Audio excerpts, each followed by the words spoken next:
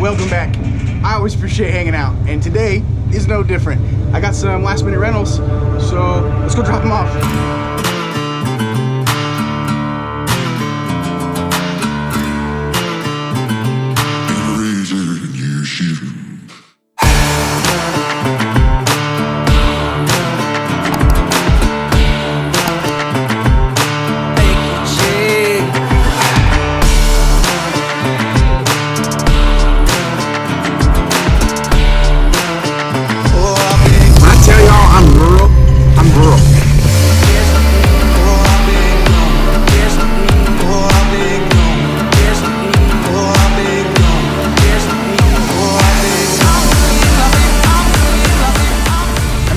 I haven't released it yet, but it was talking about what I want to grow this business into and what I want to do.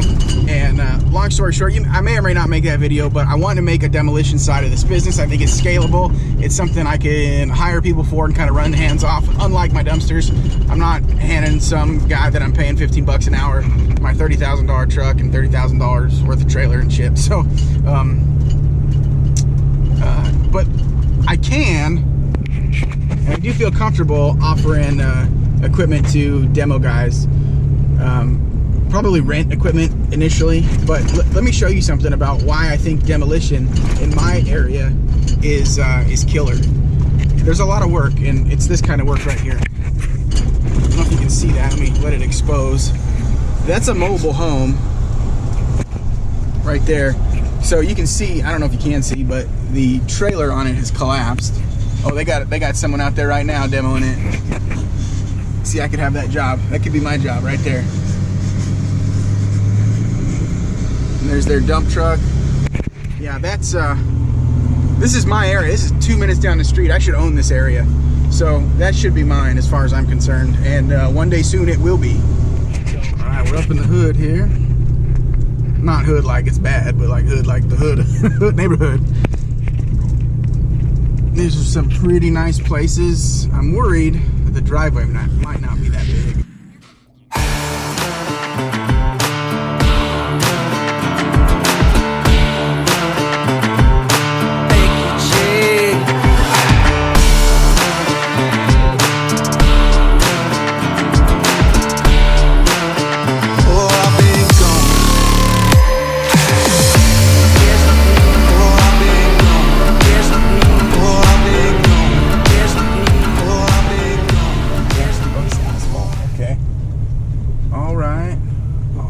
Oh yeah, that's no problem. We can make this work. Few moments later. These folks are real nice.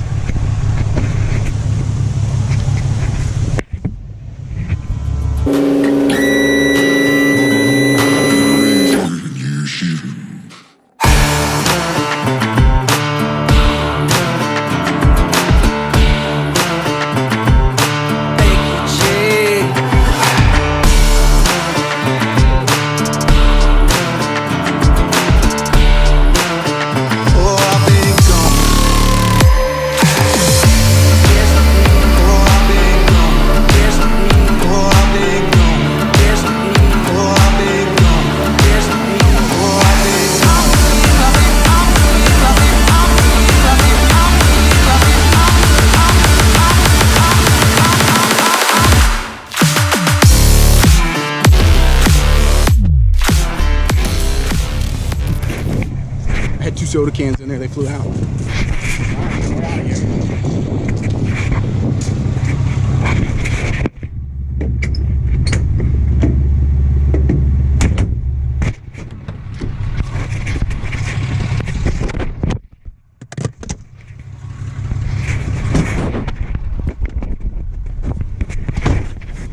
That is how you make the donuts. All right, we're finished up, so we dropped that off. That was bin 1401. And then drop off. And it's completed and done. Easy peasy. All right, guys, so we got that dropped off. I'm headed back to the house now. And when we get back, we'll find a nice place to chat. And what I want to do is talk about the slow season preparation. Now, I'm a new business. if you guys have been following me, you know where I'm at in this adventure. So I'm not that far into it, and I want to share with you my thoughts on the slow season that's upcoming, what I'm expecting, and what I'm doing to make sure I can get through it and not lose a bunch of money. Because one thing I'm worried about is like my insurance. I paid for a year, and if I have like several months where I'm sitting here not doing much, you know, it might hurt. But I have a thought, I have some ideas that's going to help me going into the next part of next year to hopefully make up for any of that. But we'll talk about that as soon as we get back to the house. All right, guys, we made it back to home base here. I'm in my bedroom, my YouTube studio. But I have some ideas and some thoughts that I wanted to, I got them down here, and I wanted to share with you. I know in the truck we talked about some real quick thoughts about future expansion stuff, but I want to talk specifically about how I am looking at this upcoming slow season and what I want to do during this slow time to prepare for it, and what I've done previously to prepare for it. So how to manage the slow season. The biggest thing for me that is going to be good and beneficial is that I have no payments on my equipment. I bought my equipment, and I did that to kind of future-proof myself for these times. So I know it's going to be slow. I assume it's going to be slow. Maybe it won't be. I don't know. But I assume it's going to be slow. So I got in at a position to where it wouldn't hurt me if things sat. You always hear me say, get in where you can. And if getting in where you can looks like a dumpster trailer, not even a dump trailer, but just a dumpster trailer that has, you know, no moving parts, and you got to wrap a chain around stuff to pull it out, well, get in there, because it's going to make green money, and that's what you're after, making green money. Because when it sits, that $400 or $500 trailer is not going to hurt you. But when you've got $60,000 worth of financed equipment and it sits, well, guess what, baby? You're still going to have to make that cheese. Every month, the bank's going to want their cheese. And if you don't have it, it's going to start cutting into your family's budget, your regular finances. I don't know about you guys, but I keep those separate. My business does not touch my family money at all. So yeah, you're gonna have to make those payments regardless. So like I always say, get in where you can. I don't care if it's low level, one trailer with built up sides that you bought from Harbor Freight and you're slinging trash out of it. Do what you got to do to get in. So that's number one for me, is get in where you can, where it's not going to hurt financially, and these slow times aren't going to hurt as much. Another concern, I spoke briefly about it in the truck, is insurance. So we pay for insurance up front. Well, I did. I mean, you can pay monthly as well, but commercial truck insurance is expensive. It is what it is. So I've seen some guys on here ask about commercial insurance on the Facebook page, Dumpster Rental 101, and Jesse Mims page, and all these other guys' page, and some of them are like, hey, we're getting outrageous quotes. And Jesse said it in a video of his the other day. If you're watching, what's up, brother? Your commercial insurance is going to be anywhere from $4,000 to $14,000, and that's, from what I've seen, that's pretty accurate. Those are his numbers, but I agree with him 100%. When I was getting quotes, that was the neighborhood of what I was looking at, in between 4 and 14. And I ended up going with a one payment of $4,800, and it covered me for the year. I got lucky with Progressive. They worked real well with me.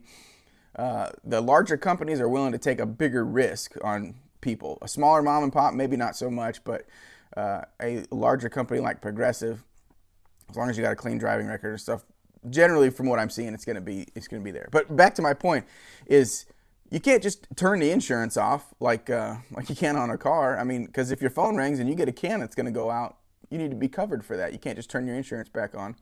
At least I don't think you can. Maybe you can. But anyways, insurance. Again, you got to get in where you can. So make those decisions ahead of time. Have your financials like in place to where you're like, this is my operating costs for the year. Can I work this if all the work stops? So that's what we're looking at with the slow season. Someone's going to shut the valve off here pretty soon, and all this stuff's going to come to a pretty much a grinding halt. We need to be able to make sure we can make it through to the next season to still be producing and a viable company. The last thing I want to talk about is, for me, this looks like an opportunity to double down, just to throw more at it. So in these slow times, I'm going to have time. I swear I don't stutter. Maybe I do. But we're going to have all this extra time that we can apply to gaining more resources and knowledge about our business. So for me, what did I write down here? New prep and research.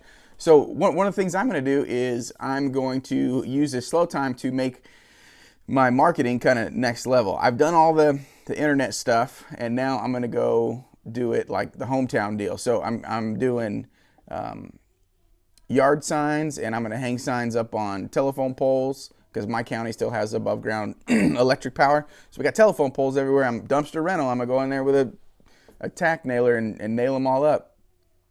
So I bought a vinyl machine to do that. So I'm putting money back into it. I haven't taken any money out of this business at all. I've never taken a check out of it, and I probably won't for the first year, at least until I can depreciate all my assets, and then maybe I will. I don't know. But so I'm doubling down. I'm putting more money back into it. Excuse me. With marketing, and like I said, I'm buying a vinyl machine. I'm getting some shirts made, some hats made, and all this other stuff. And I'm going to come out of this slow season as a stronger, more represented business, more legit in my mind. And also, I'm buying another can. January, I'm probably going to buy another dumpster. So I've got a few $1,000s more that I need to make before I can buy it, but I'm going to buy it. I've got two things planned for next year. Number one is to buy a new dumpster, and number two is to earn enough money to keep this business running. And the biggest part of that is going to be the insurance. Insurance is expensive, so I need $5,000 for the dumpster and $5,000 for the insurance, and I can go.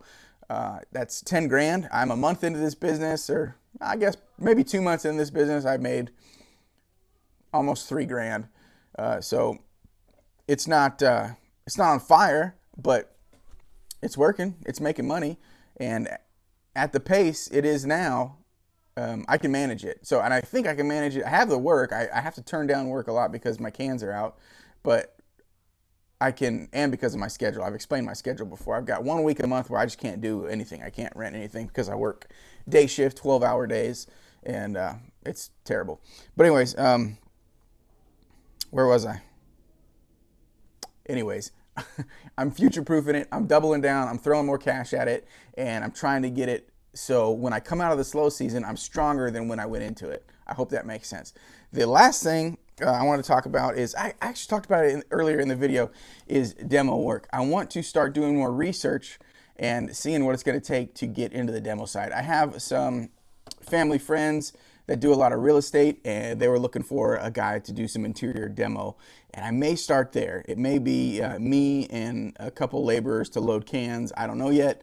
I don't know what that looks like. I'm going to try one, see how it does, and go from there. So that is my idea on how we're going to get through the slow season. I'm going to use this time to become a better, more efficient, productive, and grounded business, so I come out of it a stronger business, a better represented business that is able to take more work and make more money. So that's what I'm going to do with the slow season. In the comments below, please let me know if you think I'm freaking crazy on drugs, it doesn't make any sense, or tell me if you like it. But really what I want to know is what you guys are going to do. What's your plan for the slow season? Are you going to dial it up? Are you going to throttle it back? What does everybody else do? There's a lot of you guys that have been in business that are watching my videos a whole lot longer than me. I'm learning from you. I learned so much from your comments. So please comment. And as always, like, subscribe to the channel. It really helps me grow. This channel is linked to my business, so at least in my mind. And I want to grow this alongside my business. So please give me that opportunity. Like, comment, and share the video. And I guess that's all I got on this one, guys. Thanks so much. We'll see you in the next one.